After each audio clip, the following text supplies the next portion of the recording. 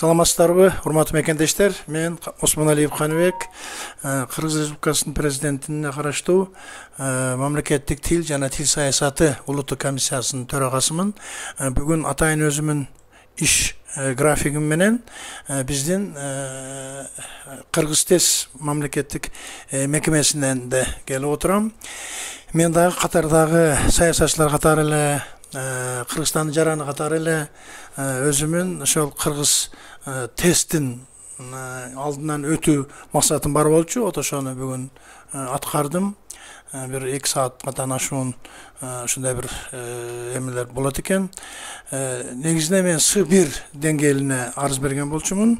Анын тиянагы натыйжасы кандай болгондугун кийин билербиз. Мен ошол тест боюнча өзүмдүн оюмду айткым келип атат. Тест анын түзүлүшү, анын маңызы, моралдык психологиялык өзгөчөлүктөрү.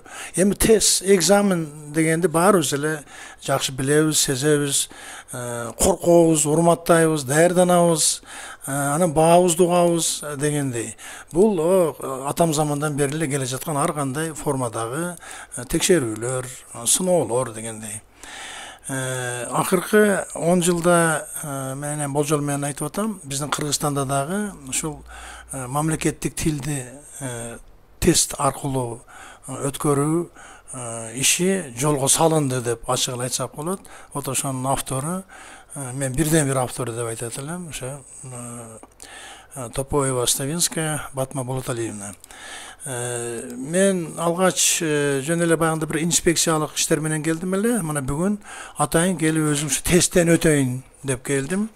Ачыгы тест абдан жакшы түзүлүптүр. Чынында менде дагы бир аз баягындай суроолор бар болчу. Анткени Кыргыз тест өзүнүн ачыктыгы менен Кыргызстанга белгилүү болуп калды. Ошондо ар кандай субъективдүү ойлор ал кандай түзүлөт, жардам берип коюштары мүмкүн, же дагы окшогон нерселер, анан айрыкча кандай адистер түзүшөт.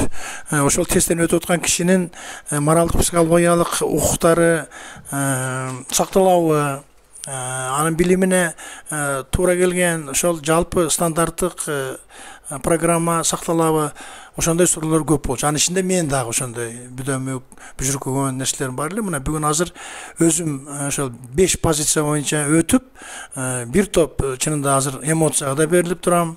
Чынында бул эгерде адам өзү даярданып келсе, алдын ала даярдыктарды өтүү боюнча да шарттар түзүлгөн экен Кыргыз тестте. Эгер ошондой болгон болсо, менимче эч коркпостон, үркпөстөн эле жакшы даярдыктар менен келип, ошол А1ден баштап С1ге чейин өзүңөрдүн дараметиңерге жараша өтө турган шарттын баардыгы Кыргыз тестте түзүлүптүр. Мындан ары дагы өзүбүздүн ойлорубузду айтарбыз. Менин жыйынтыгым чыкканда ал боюнча да өзүм комментариям болушу мүмкүн.